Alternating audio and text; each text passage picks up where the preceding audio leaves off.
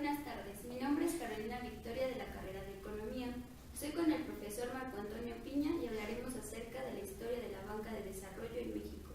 La primera pregunta en esta entrevista es: ¿cómo se conformó la banca en México y cómo era su estructura en el siglo XIX? Buenas tardes.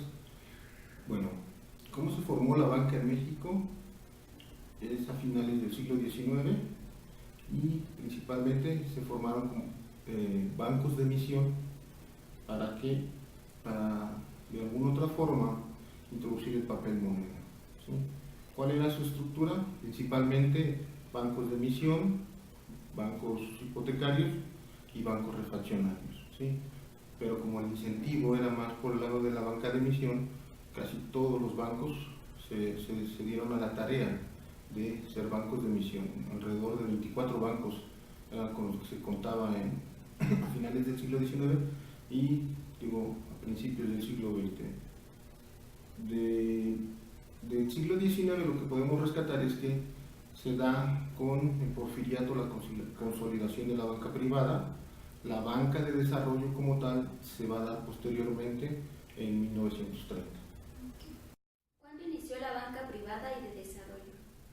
La banca privada inicia, como ya lo mencioné, con los bancos de emisión, pero ya a raíz de la Ley de Instituciones de Crédito, la Ley General de Instituciones de Crédito de 1932, es la que es el parteaguas en donde la banca de desarrollo, la banca de fomento, la banca del Estado, ya se clasifica como tal, y la banca privada es la que ahora conocemos como banca múltiple o banca comercial.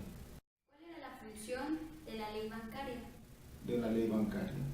La función de la ley bancaria era precisamente regular la actividad de las instituciones de crédito. En ese sentido, hay varias leyes bancarias o varias leyes generales de instituciones de crédito. A finales del siglo XIX, la primera, ¿sí?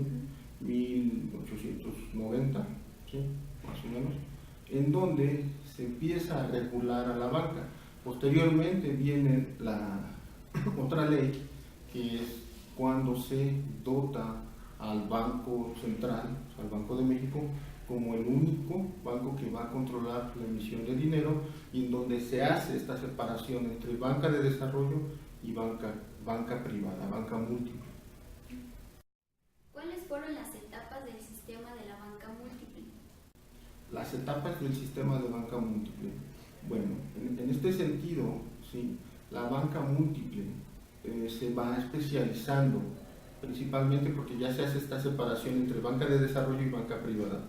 Y entonces la banca múltiple se da a la tarea, ¿sí? De otorgar ciertas actividades exclusivas, ¿sí? De la banca privada. ¿Como cuáles? Pues finalmente se especializan como sociedades de inversión, ¿sí? También empiezan a actuar como igual,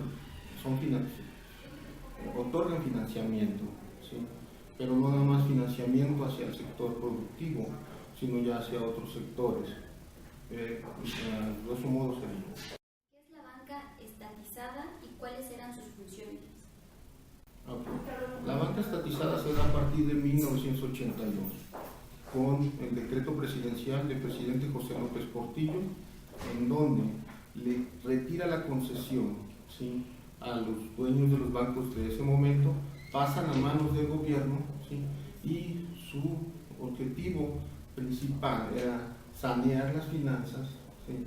Dos, de alguna otra forma reactivar el financiamiento productivo, que lo logran a mi punto de vista de una forma más eficiente que la banca privada.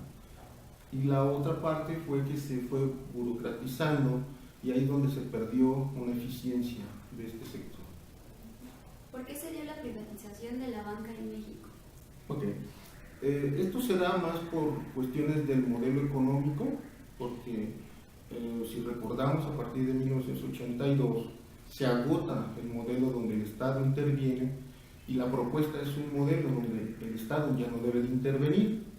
Entonces, por recomendación también del Banco Mundial, en donde el Estado ya no tiene que ser un Estado interventor, ¿sí? Un Estado que tenga empresas, Entonces es que se da que tiene que de alguna otra forma vender la banca, el Estado, a privados. Esto lo lleva a cabo el presidente Salinas de Gortari. Él se las vende a los privados, se las vende especialmente a un grupo que se denomina como bolseros, ¿sí? Bolseros en el sentido de que era un grupo que realizaba actividad en la bolsa. Entre ellos destaca Carlos Slim y Harper. ¿Cuáles fueron las características del sistema financiero en 1992? En 1992, bueno, las características es, bueno, ya es un sistema financiero ya más bursátil. ¿Por qué? Porque ya venimos en un proceso ya un poquito más avanzado, que el país se abre la frontera, se da una liberalización financiera, ¿sí? Y de ahí, ¿sí?, surge que los mercados se vuelven más volátiles, hay mucho flujo de capital de una bolsa a otra, y entonces se da prioridad a las ganancias en el corto plazo. Entonces se da ya un efecto que se conoce como desacoplamiento financiero, ¿sí?, en el sentido de que ya el sector financiero, ¿sí?, no necesariamente se ocupa para dar financiamiento productivo, sino para otras actividades. En este caso se empieza a dar más un financiamiento hacia el consumo, que a la postre es lo que detona en la crisis de 1994-95. Como ya sabemos, se dio una crisis bancaria en 1994 y 1995. ¿Cuáles fueron los programas para salvar a la banca? Dentro de los programas, el primero fue el del rescate financiero, ¿no? ¿Cuál? El de FOBAPROA. ¿Por qué? Porque finalmente se hizo válido, ¿sí?, que el Banco de México, el Banco Central, es el prestamista de última instancia de todo el sistema financiero. Al quebrar el sistema bancario, pues bueno, el Estado tiene que rescatar. Ahí el único problema es que no quedó muy claro los personajes involucrados que se les condonó la deuda en cartera vencida, ¿no? Entonces, finalmente se da este programa de FOBAPROA. Fue importante porque rescató el sistema bancario, pero a la postre, ¿sí?, lo que hizo fue más ineficiente a nuestros banqueros.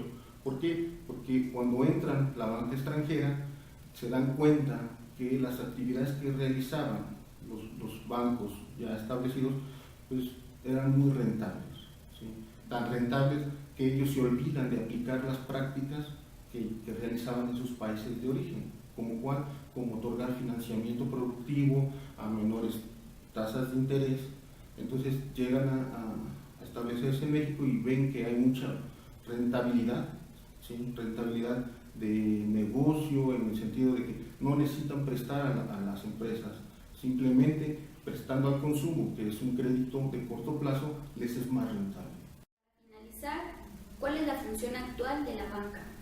La función actual de la banca, bueno, ahora la banca se ha desarrollado, ¿sí?, por la innovación tecnológica, por la cuestión en que son banca extranjera en su mayoría, y entonces ahora la banca, su función principal es la de captar recursos.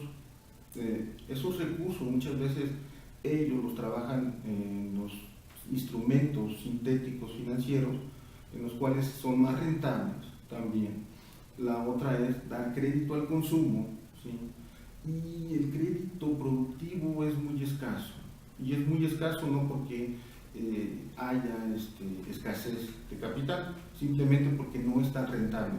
No es tan rentable porque el crédito productivo es de largo plazo, de mediano y largo plazo. Entonces, en ese sentido, ellos no ven muy rentable el prestar a largo plazo y sí más prestar en el corto plazo.